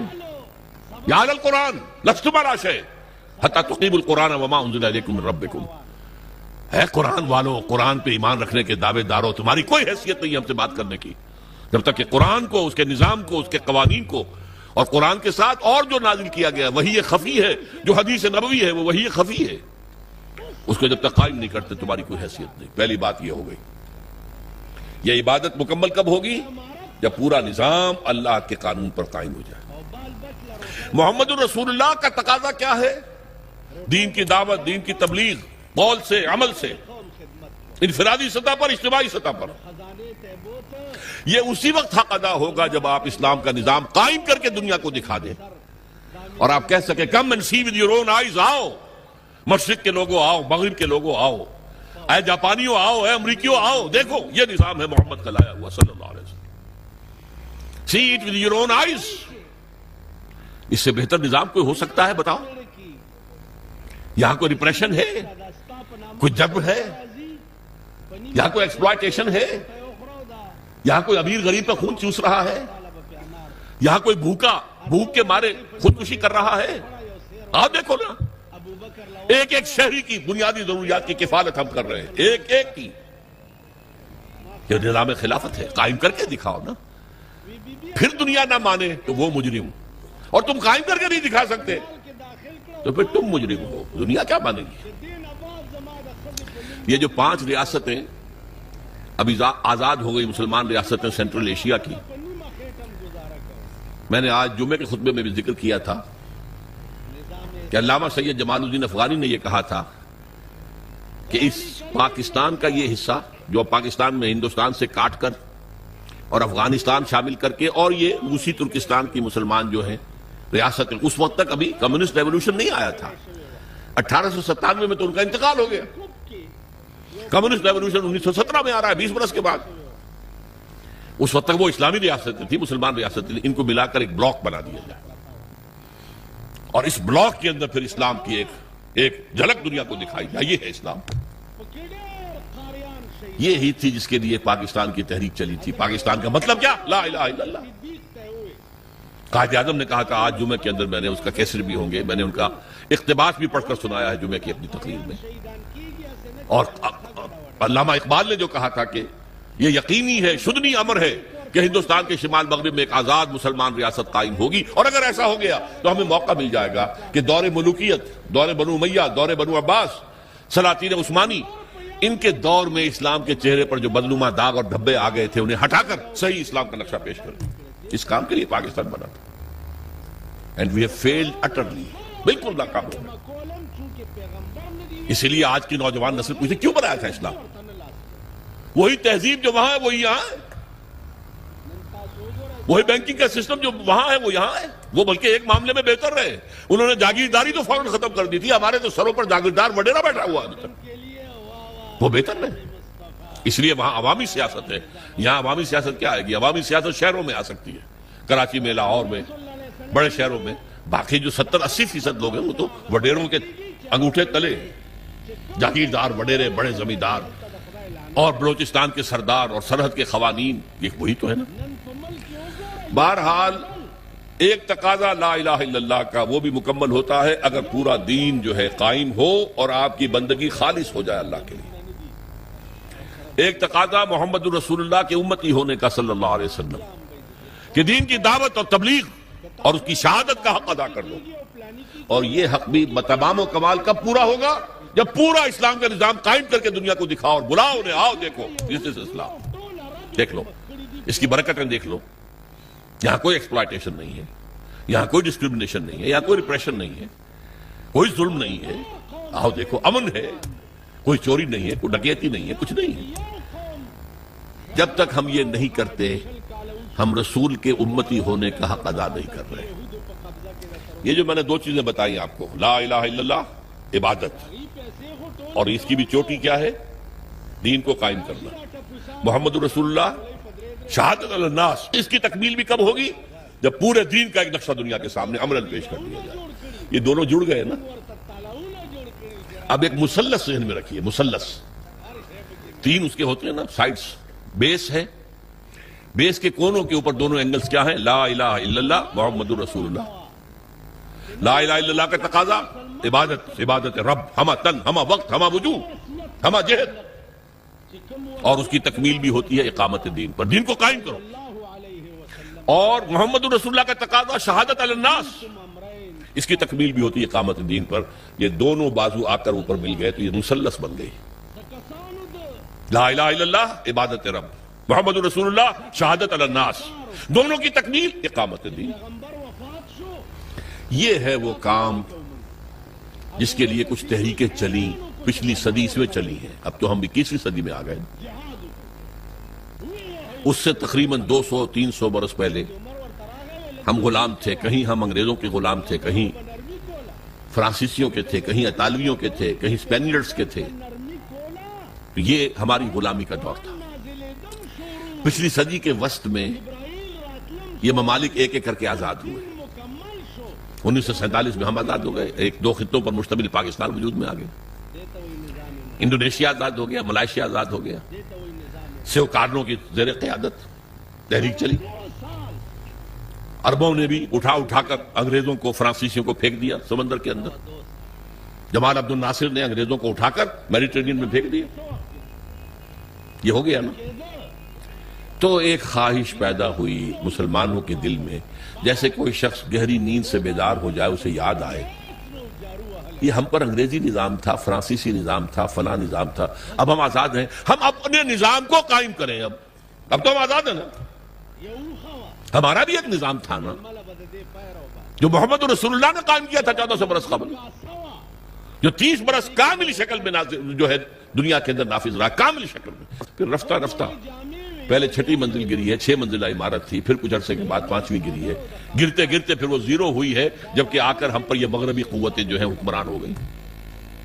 لیکن تھا نا ہمارا نظام، ہمارا اپنا سیاسی نظام ہے، ہمارا اپنا معاشی نظام ہے، ہمارا اپنا سماجی نظام ہے. اس کے لیے ہم کوشش کریں کہ اپنے ملکوں میں اس اسلام کو قائم کریں.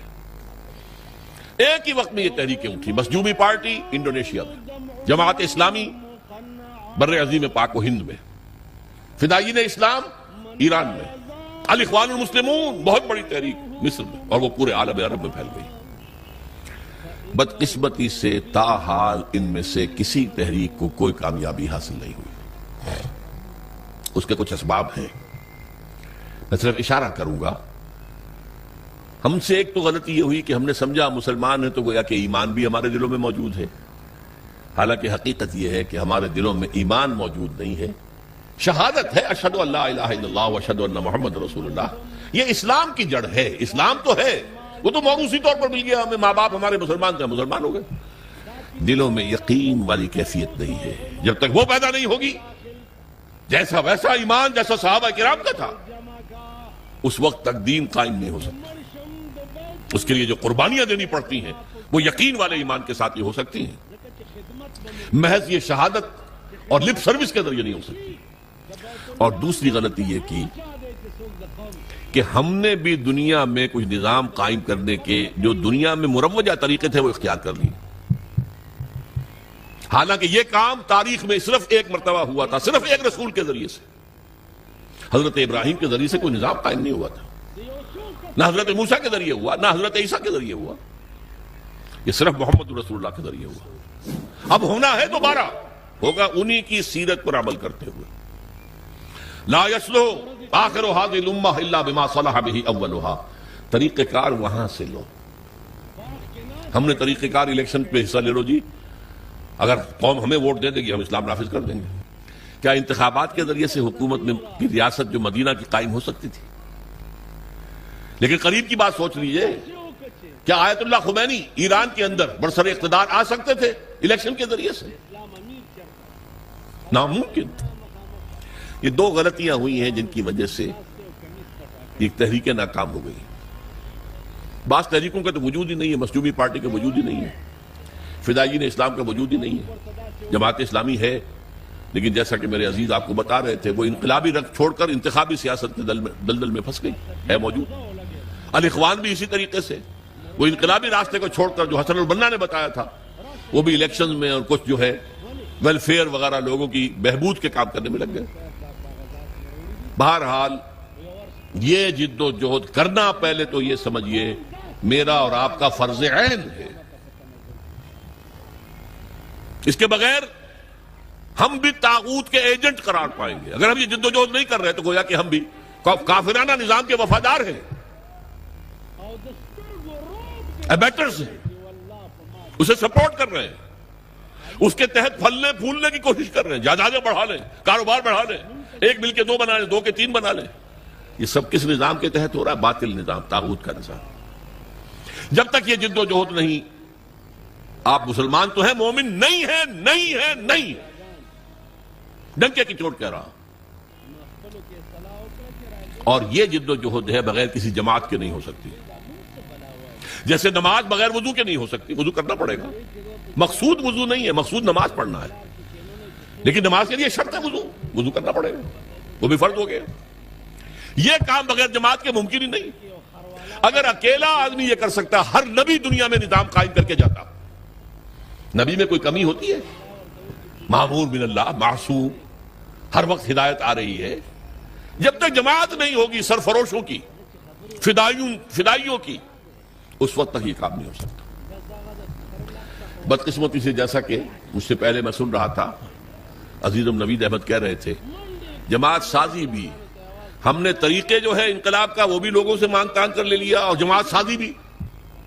یہ صدر ہوتے ہیں اور یہ صدر جو ہے 2 سال کے بعد اور انتخاب ہوگا، اور یہ جو ہے ہم نے ایک شورا بنائی ہے، شورا کو اختیار حاصل ہوگا صدر کی بات کو رد کر دینے کا، یا صدر کو اختیار حاصل ہوگا شورا کی بات کو رد کر دینے کا۔ یہ کانسٹیٹیوشن بنایا، اس کانسٹیٹیوشن پہ آپ ممبر بن گئے۔ یہ نظام جو ہے یہ بھی انگریز کا لایا ہوا نظام تھا۔ ہمارا نظام بیعت کا نظام تھا، حضور نے بیعتیں لی ہیں۔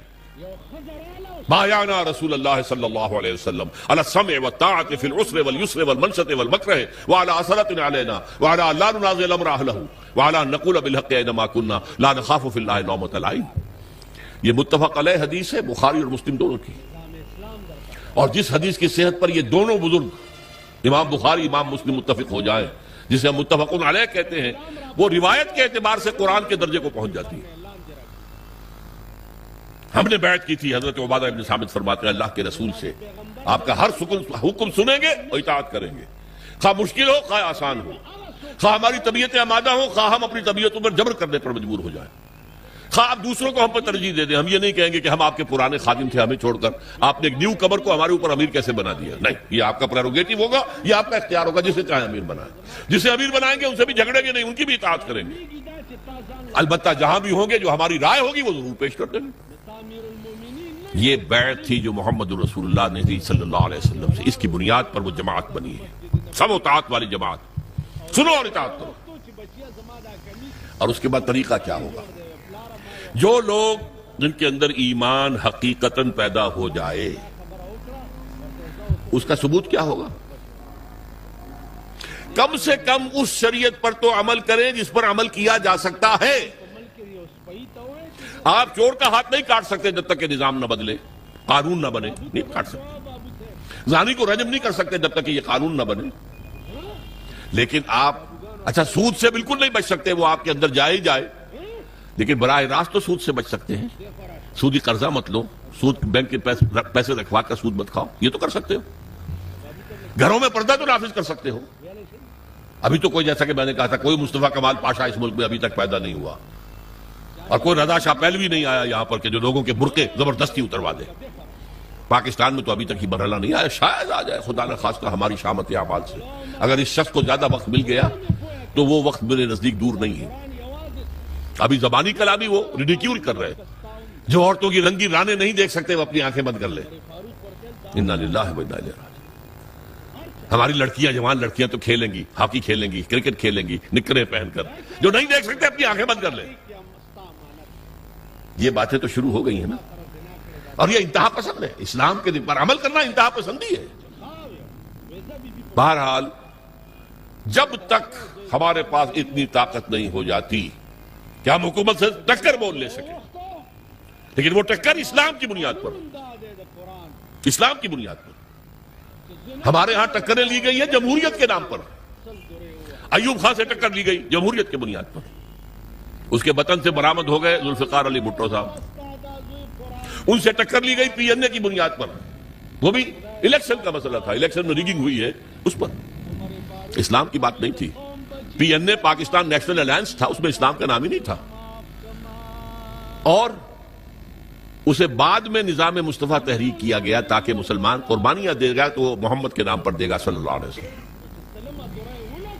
اسی طرح آپ کو معلوم ہے کہ اب جو چل رہا ہے کاروان جمہوریت چل رہا ہے۔ خدا کے بندوں کاروان اسلام چلاؤ۔ جمہوریت تو اپنی اصل کے اعتبار سے کفر ہے۔ جمہوریت کا اصول کیا ہے؟ پاپولر ساورنٹی، عوام کے ہاتھ میں حقانیت ہے، وہ جو چاہیں قانون بنائیں، ان کے نمائندے جو ہیں وہ جو چاہیں گے قانون بنائیں گے۔ یہ تو کفر ہے، شرک ہے۔ اللہ اور اس کے رسول کے قوانین کے اندر اندر جمہوریت ہو سکتی ہے۔ Absolute democracy based on the principle of popular sovereignty is کفر، از شرک۔ بہرحال اسلام کے نام پر پھر تحریک چلے گی، یہ چیز حرام ہے، بند کرو، یہ بینک بند کرو، نہیں تو ہمارے ہم گھیراؤ کریں گے، نہیں چلنے دیں گے، ہم مارو، ہمیں ہمارے سینوں کے اوپر گولیاں چلاؤ۔ شہادت ہے مطلوب مقصود مومن، نہ مال غنیمت نہ کشور کشاد۔ اگر ہمارے پاس اتنی طاقت ہو، اگر 2-4 لاکھ افراد ایسے ہو جائیں جو نمبر 1 اپنے وجود پر اور اپنے گھر میں اسلام نافذ کرتے ہیں، اپنی معاشرت اور اپنی معیشت اس میں کوئی حرام شے باقی نہ رہنے دیں، نمبر 2 کسی ایک شخص سے بیعت کریں اور اس کے ساتھی بن جائیں، we are with you، آپ جو حکم دیں گے بشرطے کہ شریعت کے دائرے سے خلاف نہ ہو، مانیں گے، مشورہ ضرور دیں گے، جہاں بھی ہوں گے مشورہ دیں گے، اپنی رائے ظاہر کر دیں گے، لیکن یہ اس جمہوریت کے طریقے سے نہیں ہوتا جو اس پر اقبال نے پھپتی چنی تھی، جست کی تھی، کہ جمہوریت ایک طرز حکومت ہے کہ جس میں بندوں کو گنا کرتے، تولا نہیں کرتے۔ گنتی ہو گئی، 10 ادھر ہیں، 11 ادھر ہیں، 11 کی بات صحیح، 10 کی بات غلط، کیا پتا ان 10 کے اندر بڑے بڑے علماء، بڑے فضلاء موجود ہوں، بڑے جینیس لوگ موجود ہوں، اور وہ ہوں 11 گوار، یہ 11 ہے، فیصلہ ہوگا، کاؤنٹنگ آف ووٹس، اس کاؤنٹنگ آف ووٹ سے نہیں، جماعت بنے گی لیکن اس پر اللہ اور اس کے رسول کے احکام، جماعتی سطح پر بھی، اور ریاست بنے گی تو اللہ اور اس کے رسول کے احکام اس کے اوپر حاوی ہوں گے۔ اس جد و جہد کے لیے اب تنظیم اسلامی کام کر رہی ہے۔ اس کے لیے ہم نے ہدف کیا بنایا ہے؟ یہاں کہیں آپ لکھا دیکھ رہے ہیں، تنظیم اسلامی کا پیغام نظام خلافت کا قیام، وہ خلافت علی منہاج النبوہ جو حضور صلی اللہ علیہ وسلم کے بعد 30 برس تک کامل شکل میں رہی دنیا کے اندر، اور حضور کی پیشن گوئیاں موجود ہیں کہ دوبارہ دنیا میں آئے گی وہ خلافت، دوبارہ آئے گی، اور اب جب آئے گی گلوبل ہوگی، بڑا مقابلہ زبردست پیش آنے والا ہے، دنیا کو ہے پھر مار کے روح و بدن پیش، تہذیب نے پھر اپنے درندوں کو ابھارا، اللہ کو پامردی مومن پہ بھروسہ، ابلیس کو یورپ کی مشینوں کا سہارا، پامردی مومن، یقین والے مومن، وہ جب جد و جہد کریں گے تو نہ بش کچھ کر سکے گا، نہ شیرون کچھ کر سکے گا، نہ ای یو کچھ کر سکے گا، اللہ کی مدد ہمارے شامل حال ہوگی۔ ان ینصرکم اللہ فلا غالب لکم، اگر اللہ تمہاری مدد کرے گا کوئی تم پر غالب نہیں آ سکتا، وَإِن يَخْذُلْكُمْ، اگر اللہ تمہارے ساتھ چھوڑ دے فَمَنْ ذَا الَّذِي يَنصُرُكُمْ مِنْ بَعْدِهِ، پھر کون مدد کر سکتا ہے تمہاری؟ لیکن اللہ کی مدد آئے گی تو اس طریقے سے اقامت دین کی جد و جہد کے ذریعے سے آئے گی، ورنہ نہیں آئے گی۔ لَسْتُ عَلَىٰ شَيْءٍ حَتَّىٰ تُقِيمُوا الْقُرْآنَ وَمَا أُنزِلَ إِلَيْكُم مِّن رَّبِّكُم، تمہاری کوئی حیثیت ہی نہیں، دعائیں مانگتے ہو۔ سقوط ڈھاکہ کے وقت قنوت نازلہ کتنے دن تک مانگی گئی؟ فجر کے بعد ہاتھ اٹھا اٹھا کر، بعض لوگ رو رو کر، اللہ نے نہیں سنی، شکست، عظیم شکست کا کلنک کا ٹیکا ہمارے ماتھے پر لگ گیا، آج تک دھلا نہیں ہے وہ، بلکہ بات تو آگے بڑھتی نظر آ رہی ہے۔ میرا موضوع نہیں ہے اس وقت، پاکستان کے وجود کو لاحق خطرات و خدشات میرا کتابچہ ہے، میں نے تقریر کی تھی، یہ تو معلوم ہوتا ہے کہ جیسے یہ ریورسل شروع ہو چکا ہے. یہ جو کچھ بلوچستان میں ہو رہا ہے یہ کوئی انڈیجنس فینومینا نہیں ہے, یہ مقامی نہیں ہے, اس کی تاریں کہیں سے ہلائی جا رہی ہیں. حکومت نے بھی کہہ دیا یہ راک ہے. اور یہ ہندوستان کے جو ہیں بھارت کے کونسلیٹس جو بنے ہوئے ہیں جلال آباد میں بھی ہیں اور قندھار میں بھی, کاہے کے لیے وہاں کیا کرنا ہے؟ قندھار میں بیٹھ کر انہوں نے بلوچستان کے اندر انریسٹ پیدا کرنی ہے, کر رہے ہیں, ہوگا. حکومت کہتی ہے 50 کروڑ کے ہتھیار آ گئے, پیسے کہاں سے آئے ان کے پاس؟ اس کا جواب بھی تو دو نا. بہرحال حالات بہت مخدوش ہیں میرے نزدیک. اب وقت بہت تنگ ہے, بہت کم ہے. لیکن یہ کہ اگر میں اور آپ لگ جائیں کچھ پتہ نہیں, کبھی بھولی ہوئی منزل بھی یاد آتی ہے انسان کو, یاد آ جائے قوم کو یہ ملک کس لیے بنایا گیا تھا. یہ تو اللہ کے دین کا ایک نمونہ دنیا میں پیش کرنے کے لیے ہم نے حاصل کیا تھا. رو رو کے دعائیں مانگی تھی, گڑ گڑا کر. نبی صاحب نے آپ کو بتایا میں 14 برس کی عمر میں حصار ڈسٹرکٹ مسلم اسٹوڈنٹس ایسوسی ایشن کا جنرل سیکرٹری تھا, ضلع کا. نعرے ہم لگاتے تھے پاکستان کا مطلب کیا, لا الہ الا اللہ.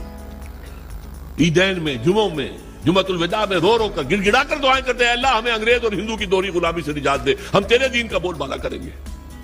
اللہ نے کہا اچھا لو ملک, فننظر کیف تعملون, پھر ہم دیکھیں گے تم کرتے کیا کیا. کہاں ہے وہ دین, کہاں ہے وہ اسلامی نظام, کہاں ہے وہ خلافت راشدہ کا نظام. تو گویا کہ مثبت اساس اس ملک کی جو ہے وہ ہم ڈھا چکے ہیں, ختم کر چکے ہیں. بہرحال اس صورتحال میں ہماری دعوت ہے آپ اپنے فرض پہچانیے. لا الہ الا اللہ کا تقاضا کیا ہے؟ عبادت رب, ہمہ تن, ہمہ وقت, ہمہ وجوہ, ہمہ جہد, اللہ کی اطاعت, اللہ کے رسول کی اطاعت کے ذریعے. تکمیل کب ہوگی؟ جب پورا دین قائم ہو جائے گا, پھر ہماری اطاعت اور ہماری عبادت مکمل ہوگی. محمد رسول اللہ کا تقاضا کیا ہے؟ جیسے حضور نے دین کی دعوت دی اور دین کو قائم کیا, ہم بھی وہ جد و جہد کریں. اور یہ شہادت علی الناس کا بھی حق اس وقت ادا ہوگا جب ہم دنیا کے سامنے کسی ملک میں اسلام قائم کر کے دکھا سکے, آؤ دیکھو یہ اسلام ہے, یہ محمد رسول اللہ کی رحمت للعالمین کا مظہر یہ ہے, یہ نظام. لہذا یہ دونوں بازو آ کر اقامت دین پہ جڑ جاتے ہیں. اقامت دین کے لیے, جد و جہد کے لیے پہلے ایمان, یقین والا ضروری ہے. اس کا منبع اور سرچشمہ قرآن حکیم ہے. میں اپنی زندگی کے 45 سال اس میں بسر کر چکا ہوں, بلکہ 50 سال قرآن کا پڑھنا اور پڑھانا, سیکھنا اور سکھانا, تاکہ ایمان پیدا ہو دلوں کے اندر. جماعت قائم ہوئی ہے, اللہ کا فضل ہے, اللہ کا شکر ہے. میرے بہت سے ساتھی ہیں اب جو درس قرآن اسی طریقے سے دے سکتے ہیں جیسے میں دیتا ہوں اور دیتا رہا ہوں, بلکہ بعد مجھ سے بہتر درس دے سکتے ہیں. یہ دوسری بات ہے کہ ابھی وہ معروف نہیں لوگوں کے اندر, تو اگر کہیں میرے درس کا اعلان ہو تو لوگ زیادہ آ جائیں گے, ہمارے نوجوان ساتھیوں کے درس کا اعلان ہو تو اتنے لوگ نہیں آئیں گے. یہ دوسری بات ہے, لیکن وہ کام ہو رہا ہے. تنظیم بھی قائم ہو چکی ہے, بیعت کی بنیاد پر قائم ہو چکی ہے. ہم نے سنت نبوی کو زندہ کیا, الحمدللہ ثم الحمدللہ, کہ بیعت کی بنیاد پر تنظیم ہے. وہ انگریزوں کے لائے ہوئے طریقوں پر ہم نے تنظیم اور جماعت نہیں بنائی ہے. اب وہ دعوت آگے کرنا, پھیلانا, آپ اس تنظیم میں شامل ہوں. آپ کو یہاں پر میرا خیال ہے کہ یہاں جو سٹال ہے اس میں بیعت فارم بھی مل جائے گا. اس میں اگر آپ کو واقعی ارادہ کر لیں تو بیعت فارم پر کر کے تنظیم میں شامل ہو جائیں. اگر آپ کو کوئی اشکالات ہیں تو ہمارے ساتھی ہیں, ہمارے دفاتر ہیں, وہاں پر جائیے, ان سے گفتگو کیجیے, ان سے آپ لٹریچر لیجیے, آڈیوز کے ویڈیوز لیجیے, دیکھیے, سوچیے, غور کیجیے, لیکن سیریسلی. اگر خدا نہ خواستہ ہم ناکام ہو گئے دنیا میں, تب بھی آخرت میں جو کامیاب ہوں گے, اللہ میں یہ کام کرتا رہا آخری دم تک. اللہ میں نے دنیا میں جائیداد نہیں بنائی, اللہ میں نے یہ کام کیا, میں نے تیری کتاب کو پھیلایا ہے, اور میں نے تیرے دین کو قائم کرنے کے لیے جماعت بنائی ہے, اور تیرے رسول کی سنت پر اس کا نظام بیعت کی بنیاد پر رکھا ہے. میں کم سے کم اللہ کے ہاں جا کر یہ تو کہہ سکوں گا, چاہے ہم قائم کر سکیں یا نہ کر سکیں, اور اگر کر دیں تو کیا کہنے, پاؤ 12 ہیں. پھر دنیا میں بھی اور آخرت میں دونوں میں کامیابی ہے. ورنہ آخرت کی کامیابی تو کہیں نہیں گئی. دنیا میں اگر ہم نہیں کامیاب ہوتے اور اسلامی انقلاب نہیں آتا, اور خدا نہ خواستہ یہ ملک بھی ختم ہو جاتا جس کے آثار اب بہت قوی ہیں, تو بہرحال ہم آخرت کا سوار لیں گے اگر ہم اس کام کے اندر تن من دھن لگاتے رہے. جیسے قرآن میں کہا گیا ہے, قل ان صلاتی و نسکی و محیای و مماتی للہ رب العالمین, کہہ دو میری نماز, میری قربانی, میرا جینا, میرا مرنا سب اللہ کے لیے. میری زندگی کا مقصد تیرے دین کی سرفرازی، میں اسی لیے مسلمان، میں اسی لیے نمازی، نماز اسی لیے ہے۔ وَاسْتَعِينُوا بِالصَّبْرِ وَالصَّلَاةِ، مدد حاصل کرو صبر سے اور نماز سے۔ نماز جو ہے آپ کو قوت دے گی، اس کام کے لیے جد و جہد کرنے کی طاقت فراہم کرے گی۔ بہرحال یہ پیغام ہے، ہماری دینی ذمہ داریاں کلمہ طیبہ کے حوالے سے، یہ دو ٹرائنگل کے بیس پر جو کارنرز ہیں، عبادت لا الہ الا اللہ، شہادت محمد رسول اللہ، اور دونوں کی تکمیل ہوتی ہے جا کر اقامت دین پر۔ اللہ تعالیٰ مجھے بھی توفیق دے کہ میں آخری سانس تک اس کام میں لگا رہوں۔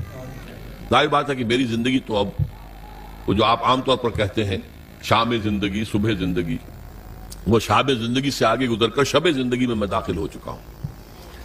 اب اگلے مہینے میں 73 برس کا ہو جاؤں گا، گویا کہ قبری حساب سے 75 برس کا ہو جاؤں گا۔ بہرحال اللہ نے ابھی تک توفیق دی ہے، اور جب تک جان میں جان ہے اسی کا کام کرنا ہے، اسی کے لیے محنت کرنی ہے، اسی کے لیے بھاگ دوڑ کرنی ہے۔ السلام علیکم سامعین، آپ لوگ ڈاکٹر اسرار احمد صاحب کے اور بیانات سننا چاہتے ہیں تو ہمارے چینل کو سبسکرائب ضرور کر دیں۔